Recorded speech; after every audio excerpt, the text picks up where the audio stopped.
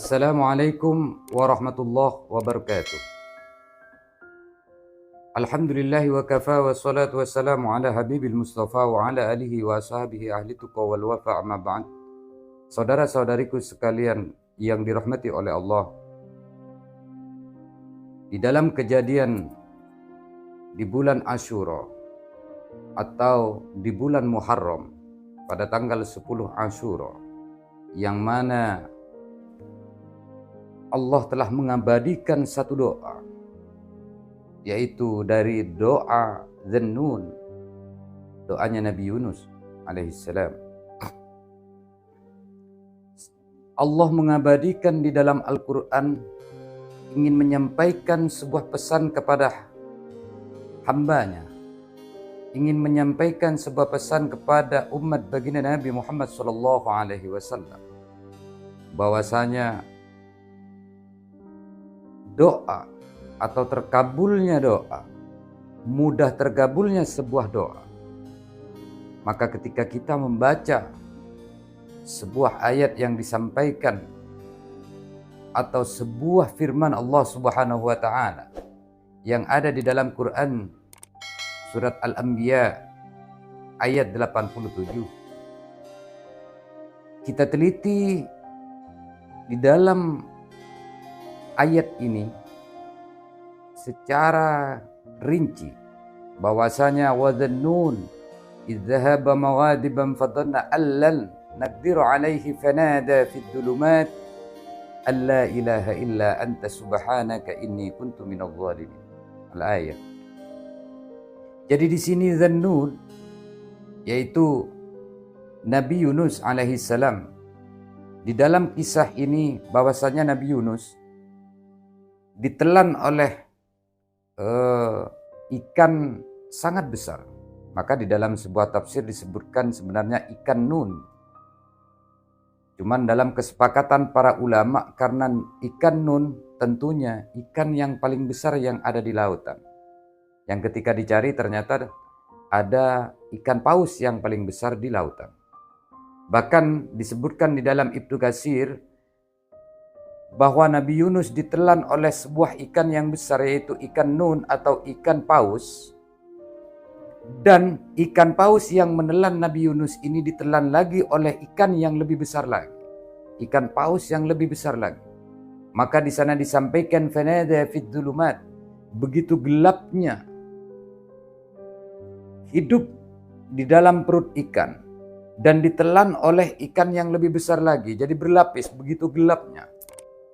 Maka karena Allah Subhanahu wa taala, karena rahmat Allah dan karunia-Nya, maka atas perintah Allah ikan paus untuk menelan Nabi Yunus alaihissalam dengan tanpa merobek tubuh Nabi Yunus, dengan tanpa merusak tulang benulangnya, maka dibuat hidup di dalam perut ikan. Maka Nabi Yunus berdoa, alla ilaha illa anta subhanaka inni kuntu minadh dhalimin. Di dalam doa ini, di dalam bacaan ini, di dalam zikir ini, jadi menampakkan kalimat la ilaha illa anta, sebuah pengesaan. Beda dengan kalimat la ilaha illallah. Karena kalimat la ilaha, ketika menyebutkan kalimat la ilaha illa anta dengan kalimat anta, maka di dalam anta mengandung terdapat kandungan 99 asma Allah Subhanahu wa taala. Bahkan banyak sifat Allah, bukan cuma Ar-Rahman dan Ar-Rahim yang terkandung di dalam kalimat antah tadi. Maka di dalam sebuah pengesaan kepada Allah disertai kalimat yang kedua, yaitu subhanaka, penyucian, bahwasanya tidak ada yang paling suci kecuali Allah Subhanahu wa taala. Dengan kalimat tasbih, dan yang kalimat yang ketiga yaitu sebuah kalimat pengakuan dari kita sendiri, pengakuan dari Nabi Yunus, bahwasanya kita adalah sebagian dari orang-orang yang zalim kepada Allah Subhanahu wa taala.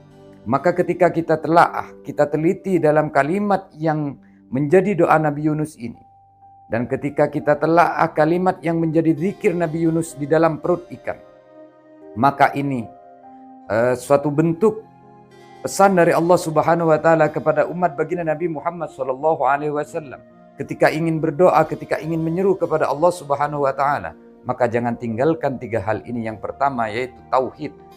Jadi pengesaan kepada Allah Subhanahu wa taala. Tidak ada kecuali Allah Subhanahu wa taala yang maha dari segalanya. Maka Nabi Yunus menyampaikan di sana berdoa dengan kalimat anta, sehingga Allah mengabadikan doa itu di dalam Al-Qur'anul Karim. Dan kalimat tasbih. Jadi sebelum kita berdoa kepada Allah Subhanahu wa taala, maka kalimat pengesaan kepada Allah, kalimat tasbih kepada Allah, dan kalimat pengakuan bahwa diri kita besar dosa terhadap Allah, banyak kesalahan kepada Allah Subhanahu wa taala, maka insya Allah Allah mengabulkan sebagaimana Nabi Yunus berzikir atau berdoa di dalam perut ikan, maka Allah mengabulkan. Maka di dalam ayat berikutnya, di dalam ayat 88, fastajabna lahu wa najjaynahu minal wam wa kadzalika nunjil mu'minin. Maka kami kabulkan, kata Allah. Ketika Allah memasang atau berfirman, Allah dengan firman-Nya dengan kalimat fastajabna. Jadi memasang nahnu, yaitu Allah mengagungkan dirinya sendiri.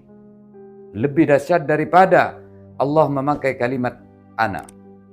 Jadi nahnu, Allah memberikan kalimat nahnu, mengagungkan, mu'addam nafsah, mengagungkan bagi diri Allah Subhanahu wa taala sendiri. Maka di sana maka kami kabulkan doanya, yaitu doa Nabi Yunus. Kami selamatkan dia dari kedukaan. Demikianlah kami menyelamatkan orang-orang yang beriman. Maka bagi orang-orang yang beriman, hanya Allah pasrah kepada Allah Subhanahu wa taala, bahwasanya tiada yang dapat menolong seluruh hamba Allah kecuali Allah Subhanahu wa taala, dengan cara kita berdoa kepada Allah Subhanahu wa taala. Maka disebutkan di dalam hadis riwayat At-Tirmidzi, bahwasanya da'wat baginda Nabi Muhammad sallallahu alaihi wasallam bersabda, da'watud dinnun idza'a wa huwa fi badanil hut la ilaha illa anta subhanaka inni kuntu minadh dhalimin. Jadi doanya Dinnun, yaitu Nabi Yunus, tatkala Nabi Yunus berdoa di dalam perut ikan yang begitu gelap, jadi menandakan kegelapan ini yaitu kesulitan. Maka barang siapa yang merasakan sebuah kesusahan hidup di dunia, sebuah kesulitan hidup di dunia ini, maka perbanyaklah berdoa dengan atau perbanyaklah berzikir dengan zikir yang disampaikan atau dilakukan oleh Nabi Yunus alaihissalam. La ilaha illa anta subhanaka inni kuntum. Fa innahu lam yad'u biha rajulun muslimun fi syai'in qattu. Jadi tidak mungkin ketika seorang muslim tidak melakukan doa seperti ini dengan seluruh permasalahan. Pastinya ketika ini dipakai doa ini, katanya ketika memakai zikir ini, ketika mempunyai sebuah permasalahan, illa istajaballahu lahu, pasti Allah akan mengabulkan. Ini baginda Nabi menyampaikan seperti ini, saudara-saudariku sekalian yang dirahmati oleh Allah. Ikhwanal muslimin rahimani wa rahimakumullah. Dan diriwayatkan dari Sa'ad bin Abi Waqqas bahwasanya baginda Nabi Muhammad sallallahu alaihi wasallam di dalam hadis riwayat Imam Al-Hakim menyampaikan, bersabda baginda Nabi, man qala la ilaha illa anta subhanaka inni kuntu minadh dhalimin 40 marratan. Barang siapa yang berkata atau berdoa la ilaha atau berzikir la ilaha illa anta subhanaka inni kuntu minadh dhalimin 40 marratan, 40 kali, fi mardihi famata fihi u'ti ajran syahid. Maka barang siapa yang berdoa dengan kalimat la ilaha illa anta subhanaka inni kuntu minadh dhalimin, dibacakan kepada orang yang sedang sakit, maka ketika dia mati, maka dia dalam matinya akan membawa pahala orang yang mati syahid. Dan ketika ini dibacakan kepada orang, dibacakan kepada orang yang lagi sakit dan dia diberikan kesembuhan oleh Allah Subhanahu wa taala, maka Allah akan mengampuni dosa-dosanya. Allah akan mengampuni dosanya. Wa in bari'a bari'an maufuron lah. Jadi ketika dia diberikan kesembuhan oleh Allah, maka kesembuhannya diampuni dosa-dosanya oleh Allah Subhanahu wa taala. Maka di dalam kalimat doa zikir la ilaha illa anta subhanaka inni kuntu minadh dhalimin, banyak kandungan-kandungan atau kandungan manfaat yang sangat besar bagi kita ketika kita lakukan ini terhadap diri kita sendiri, bahkan untuk orang lain. Salah satunya ketika dibacakan kepada orang yang sakit, maka ketika orang yang sakit ini meninggal, maka meninggalnya akan membawa pahala seperti pahalanya orang yang mati syahid. Tapi ketika Allah menyembuhkan bagi orang yang sakit ini, maka Allah akan mengampuni dosanya kepada orang yang sedang sakit ini. Wallahu a'lam bishawab. Maka saudara-saudariku sekalian, rahimani wa rahimakumullah, bersyukurlah dan beruntunglah bagi kita yang bisa berpuasa pada hari Tasu'ah, yaitu tanggal 9 bulan Asyura, atau tanggal 9 Muharram, bahkan tanggal 10 di hari Asyura, di tanggal 10 Muharramnya, bahkan ada yang menyampaikan pada tanggal 11 Muharram. Ini ada 3 tingkatan yang disebutkan, yang sudah disebutkan di video yang lalu. Maka ada tingkatan orang berpuasa, ada tingkatan yang terendah, ada yang lebih tinggi lagi, bahkan ada yang lebih tinggi tingkatannya. Jadi saudara-saudariku yang dirahmati oleh Allah, di bulan Asyura atau di bulan Muharram ini banyak hikmah yang kita petik dari berbagai macam kisahul anbiya, kisah para nabi yang ditolong dan dibantu oleh Allah Subhanahu wa taala, disembuhkan dari penyakitnya dan diselamatkan dari kedaliman orang-orang yang zalim kepada kita. Maka ketika berdoa di bulan-bulan Asyura ini, insyaallah Allah akan mengabulkan hajatnya. Wallahu a'lam bishawab. Mungkin ini yang dapat kami sampaikan. Wallahul muwafiq ila aqwamit thariq. Assalamualaikum warahmatullahi wabarakatuh.